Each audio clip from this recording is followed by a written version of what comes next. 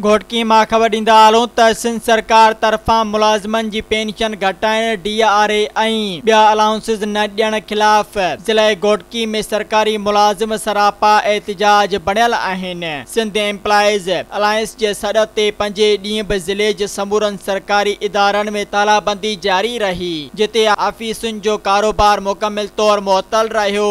इन सिलसिले में government main boys primary Sindhi school Ghotki खां प्रेस क्लब घोटकी ताईं सभी मुलाजिमन एक वडो एहतिजाजी मार्च कयो। रैली में पेटे अलफ गस्टा पैरामेडिकल स्टाफ, आपका lower staff, irrigation union, officers union समेत मुख्तलिफ तंजीमुन जा अगवान ऐं मुलाजिमन वडे अंग में शिरकत कई। रैली जी अगवानी मीर हसन महर, अरशद लखन, नूर मोहम्मद इंडड़, कमर बिल्लो, सईद अहमद चाचड़, औरंगजेब महर, अमानत लेगारी, दीन मोहम्मद महर, मोहम्मद बख्श आरबाणी, खान मोहम्मद सुमरो, अब्दुल हनान कलवड़, अब्दुल मनान बिल्लो, केसर जमान पठान, अब्दुल आई भुट्टो, फिदा मलिक ऐं ॿियनि कई। एहतिजाजी काफ़िलो मुख़्तलिफ़ चौकनि ऐं रस्तनि खां थींदो प्रेस क्लब पहुतो, जिते मुलाज़िमनि धरणो हयो ऐं हुकूमत ख़िलाफ़ सख़्त नारेबाज़ी कई। रैली में मीर हसन महर, अरशद लखन, सईद अहमद चाचड़ ऐं ॿियनि अगवाननि ख़िताब कंदे चयो त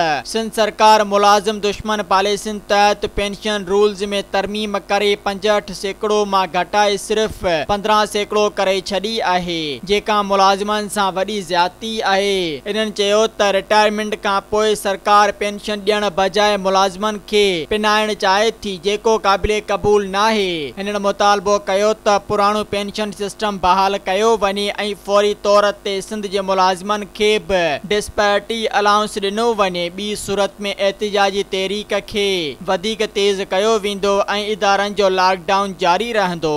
सब्सक्राइब कयो अवामी न्यूज़ HD खे ऐं ताज़ा तरीन ख़बरुनि लाइ ॾिसंदा रहो अवामी न्यूज़ HD।